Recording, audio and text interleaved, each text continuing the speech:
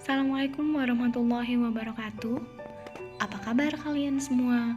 Mudah-mudahan hari ini dan hari-hari ke depan kalian tetap sehat walafiat, selalu dalam lindungan Allah Subhanahu wa taala ya. Hari ini kita akan belajar mengenai melamar pekerjaan. Nah, materi kali ini dibuat oleh Bapak Budi Utomo MPD selaku guru bahasa Indonesia dan disampaikan oleh saya Alfiana Wulan Aditama. Langsung saja ke slide yang pertama. Untuk melamar pekerjaan, ada beberapa hal yang perlu dipersiapkan.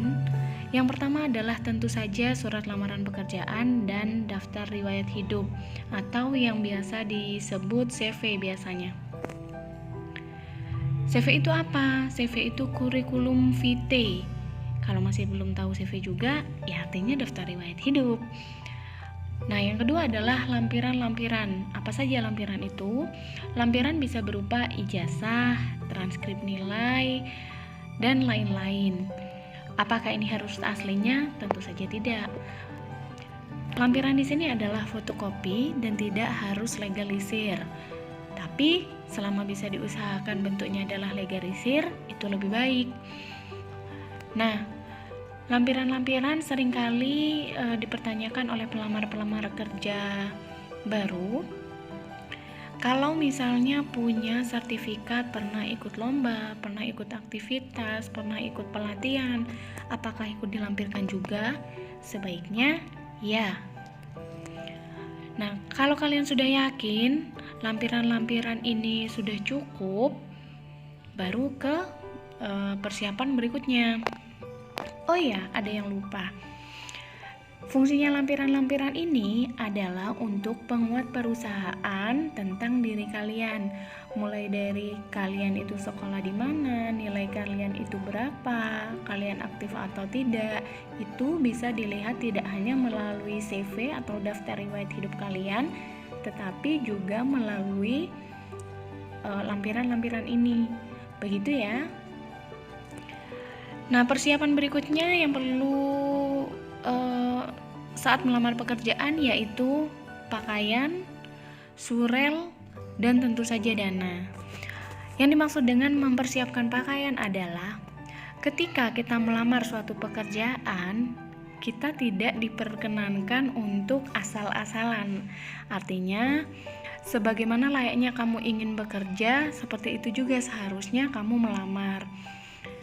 Jadi, tidak pakai kaos, tidak pakai celana jeans, tidak pakai sepatu santai, apalagi sandal.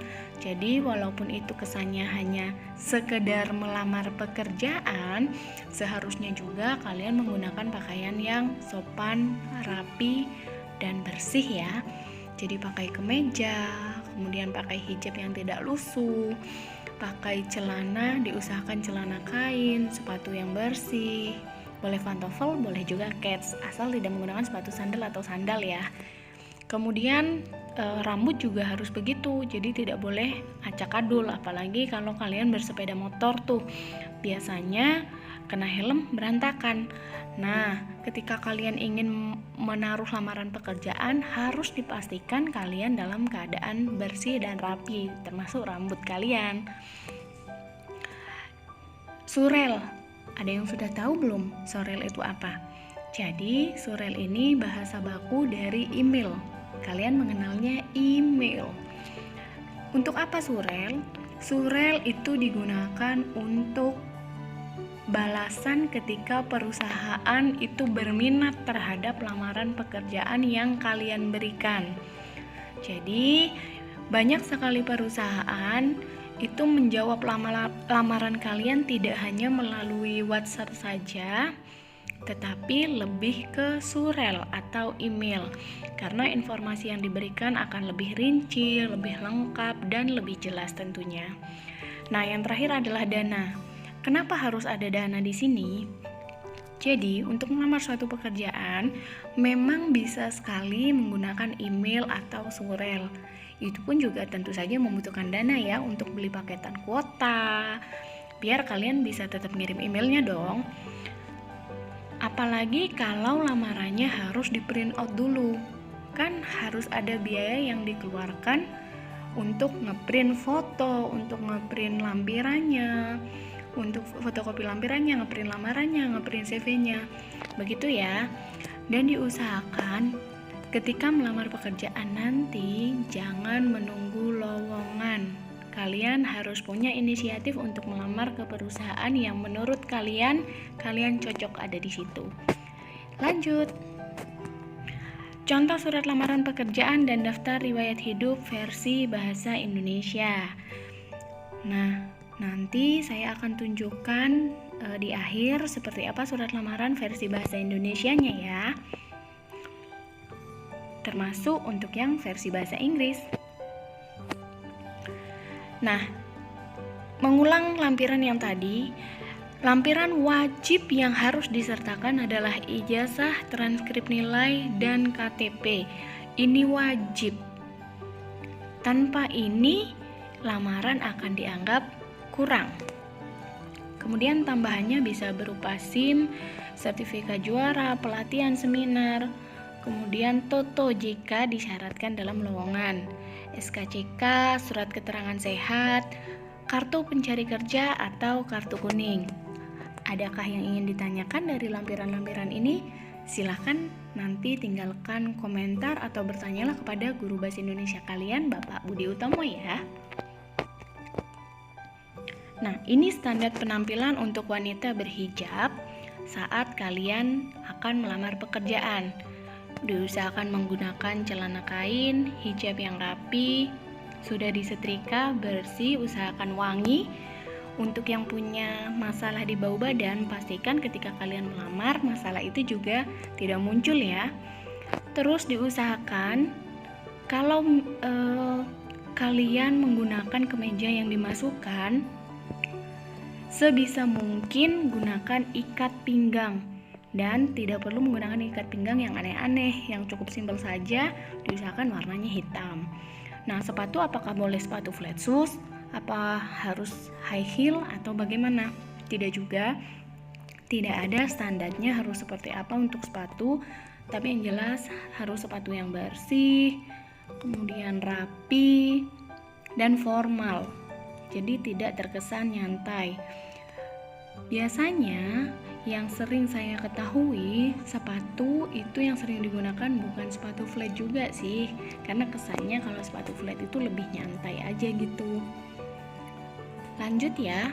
Nah, ini standar penampilan wanita yang tanpa hijab. Jadi sekalipun tanpa hijab, apakah tidak boleh digerai seperti yang di sebelah kanan? Boleh digerai, tidak harus diikat. Tapi kalau kalian termasuk bagian dari tipe rambut yang kelihatannya acak-adul begitu, kalau diurai ya kalian harus diikat atau minimal dicemol kayak begini. Tapi kalau tipe rambut kalian walaupun diurai kelihatan biasa saja, masih tetap rapi, silahkan diurai, tidak masalah. Nah, terus diusahakan di contoh ini ada beberapa contoh yang kurang gitu ya mengenai rok. Jadi kalau kalian lihat di wanita-wanita yang rambutnya pendek dan tidak dicemol itu, di sebelah kanan baju warna coklat itu roknya sangat pendek, jauh di atas lutut. Boleh di atas lutut tapi tidak terlalu ke atas gitu, diusahakan ya selutut lah. Nah, sepatunya itu kalian lihat bersih dan rapi semua, apalagi wajahnya. Kalau memang sudah bisa bermake up, silakan bermake up, tapi tipis-tipis saja ya, agar tidak over. Nah, ini yang harus dilakukan dan yang tidak boleh dilakukan. Do lakukan, jangan dilakukan. Jadi jangan menggunakan rok yang terlalu mini, apalagi untuk duduk di depan umum seperti itu begitu. Terus jangan pakai kemeja yang mudah sekali kucel.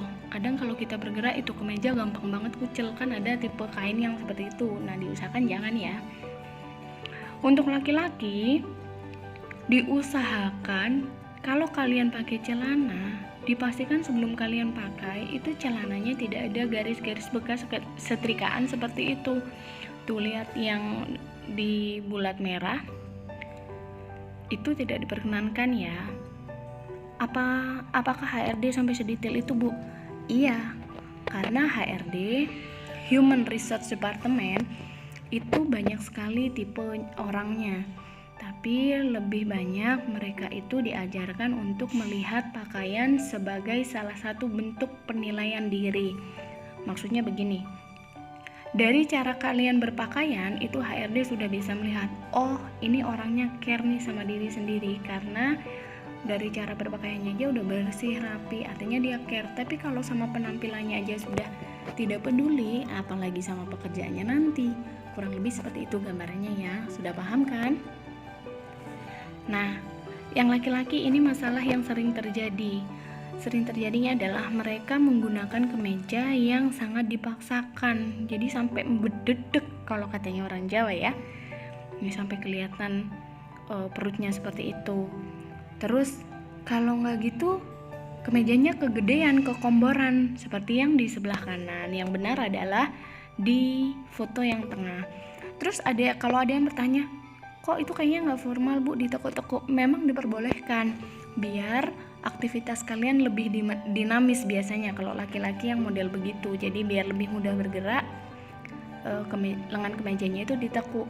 Tapi dengan catatan ditekuknya yang rapi, tidak asal ditekuk. Nah, lanjut. Apakah boleh terlihat santai seperti yang di sebelah kanan? Tidak boleh, karena itu menggunakan sepatu sandal dan kesannya kayak mau hangout ya. Nah, kalau yang di sebelah kiri memang sepintas terlihat sangat casual gitu, tapi apakah diperbolehkan? Ada beberapa perusahaan yang masih memperbolehkan menggunakan sweater seperti ini, tapi tetap dengan kondisi yang terlihat formal, dan pasti saja diusahakan tetap harus bersepatu dong. Nah, ini kalian baca sendiri tips berbusana rapi saat akan melamar pekerjaan. Jadi sepatunya itu ya nggak kucel, celananya seperti yang saya bilang tadi, tidak kotor, kemudian tidak lusuh, apalagi baju, lengannya juga ditekuknya itu yang benar, rambutnya juga jangan seperti itu, wajahnya diusahakan yang bersih. Kalau perlu bawa facial wash. Bau badan diingat-ingat ya, jangan sampai bau badan, bau mulut juga. Nah, di sebelah kiri adalah make up yang benar untuk melamar pekerjaan, dan di sebelah kanan adalah make up yang tidak disarankan. Tapi bukan berarti tidak boleh, karena ada beberapa orang yang mereka lebih pede dengan seperti itu. Hanya saja kurang pas begitu. Lebih baiknya yang simple aja. Nah, bagi kalian yang belum tahu jenis-jenis ukuran pas foto yang biasa dipakai untuk melamar pekerjaan, ini dia ukurannya. Jadi 2x3 itu yang sangat kecil itu, 3x4 itu yang biasa saja, yang banyak seperti di foto-foto biasanya. 4x6 itu yang paling banyak digunakan untuk melamar pekerjaan. Nah, coba kalian sebutkan dari 3 foto ini apa saja yang salah. Kalian tulis ya jawabannya. Kalian perhatikan dulu, saya beri waktu sekitar setengah menit sampai 1 menit.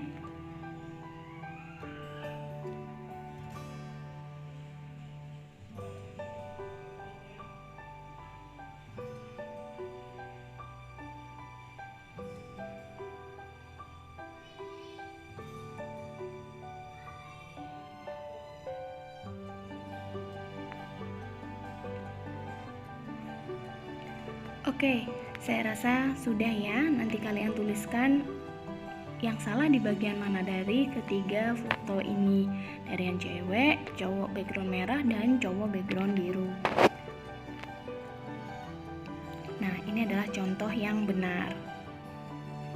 Kalian akan sangat sering melihat orang-orang seperti ini di perbankan misalnya, di perusahaan-perusahaan yang elit biasanya. Nah, ketika posisi duduk saat interview harus tegap, tapi juga jangan terlalu degek kalau kata orang Jawa mah ya. Jadi jangan sangkuk juga seperti yang di sebelah kanan ini, sangkuk, terlalu santai, kepala juga miring-miring gak jelas. Tapi juga jangan terlalu tegang ya. Jadi biasa aja, duduk biasa, dan diusahakan tangannya ada di atas paha kalian atau di bawah meja. Siapkan mental kalian selama interview kelak, karena bisa jadi yang akan menginterview kalian tidak hanya satu orang, tapi sekaligus banyak orang. Pesan saya, jangan hanya bekerja untuk mendapatkan pendapatan, tapi bekerjalah untuk mendapatkan pengalaman, karena itu akan jauh lebih berharga daripada hanya mendapatkan uang. Sekian, terima kasih. Wassalamualaikum warahmatullahi wabarakatuh. Semoga berhasil ya. Halo, assalamualaikum. Nah, di slide khusus kali ini saya akan menjelaskan tentang lamaran pekerjaan versi bahasa Indonesia. Karena ini adalah pelajaran bahasa Indonesia, jadi fokusnya ke sana dulu ya. Nah, secara bentuk proporsi untuk surat lamaran pekerjaan standar bahasa Indonesia itu seperti ini. Kalian simak baik-baik, bentuknya seperti apa, proporsinya seperti apa. Saya akan membantu menjelaskan sedikit yang saya tahu. Nanti selanjutnya kalian diskusikan dengan guru mata pelajaran bahasa Indonesia kalian sendiri, yaitu Bapak Budi. Untuk perihal dan lampiran, tulisannya rata kiri, kemudian setelah titik 2 dikasih 1 spasi, kemudian huruf depannya saja untuk setiap kata itu huruf besar. Kemudian dikasih jeda 1 enter ke bawah, ada tujuan surat. Tujuan surat kalau misalkan tidak cukup 1 baris, baris berikutnya itu lurus dengan kata yang pimpinan, bukan lurus dengan yang terhormat ya. Kemudian untuk nomor begitu, kalau bisa jangan disingkat, jadi ya ditulis lengkap nomor, bukan nomor ya. Nah, dengan hormat itu seharusnya adalah masuk ke dalam paragraf, bukan rata kiri. Jadi ini adalah contoh yang benar. Kemudian paragraf pertama itu lurus dengan D. Jadi kata sesuai itu lurus dengan. Kemudian untuk sapaan Bapak garis miring Ibu itu ditulis dengan huruf besar untuk huruf awalnya. Kalian baca lagi. Kemudian di situ disebutkan berikut data diri saya tanpa spasi, kasih titik 2. Nah, nama, tempat, jenis kelamin, pendidikan terakhir, alamat, telepon, dan surel itu semua istilahnya adalah pemerian. Sekali lagi, itu namanya istilahnya adalah pemerian. Nah, di dalam pemerian huruf yang paling depan itu harus huruf kecil. Ini sering sekali keluar di ujian nasional. Sekali lagi, pemerian huruf depannya harus huruf kecil, seperti nama, tempat, jenis kelamin, pendidikan, dan lain sebagainya sampai surel itu selalu diawali dengan huruf kecil. Nah, kemudian titik 2, terus dari huruf pertama setelah titik 2 itu kasih jeda 1 spasi dulu, kemudian diawali dengan huruf besar. Untuk surel, khusus untuk surel itu tidak perlu diawali dengan huruf besar, jadi disesuaikan dengan alamat surel kamu atau biasa kamu sebut dengan alamat email. Kalau misalnya huruf kecil ya huruf kecil, begitu ya. Nah, satu lagi yang perlu diperhatikan saat penulisan pemerian ini, jadi seperti nama Haidar Ali. Nah, itu kan masih ada kelanjutannya, setelah nama masih ada tempat dan tanggal lahir dan lain sebagainya. Itu bukan dikasih koma setelah Haidar Ali, tapi yang benar adalah titik koma, seperti yang sudah saya contohkan di tampilan ini. Kemudian kita masuk ke paragraf berikutnya. Saya memiliki kesehatan yang baik. Di samping itu, saya juga memiliki motivasi tinggi dalam mempelajari hal-hal baru.